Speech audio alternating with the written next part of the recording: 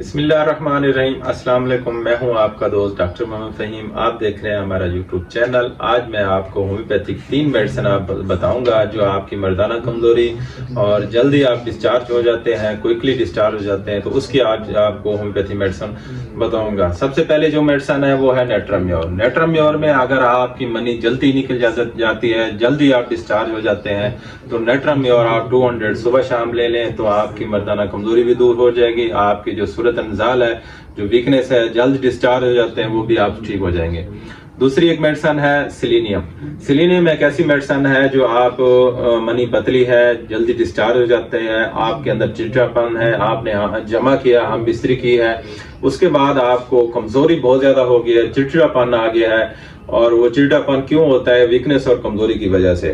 तो ये बहुत अच्छी मेडिसिन है। सेलेनियम आप 3x भी ले सकते हैं, सेलेनियम 200 भी ले सकते हैं। 200 सुबह शाम आप लें, और सेलेनियम 3x जो है ना, वो एक गोली 3 टाइम आप इस्तेमाल करें तो ये प्रॉब्लम आपका ठीक हो जाएगा।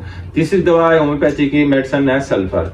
सल्फर है दखोल करते हुए, इंटरकोर्स करते हुए, जमा करते हुए आपको जल्दी डिस्चार्ज हो जाते हैं, जल्दी मनी आपकी अखराज हो जाती है, मनी पतली है, तो आप सल्फर सुबह दोपहर शाम 30 में 3 टाइम इस्तेमाल करें तो आपका ये मामला भी ठीक हो जाएगा। दोस्तों, मैंने आपको 3 मेडिसिन होम्योपैथिक मेडिसिन बताई है, नेट्राम्योर, सेलेनियम और सल्फर।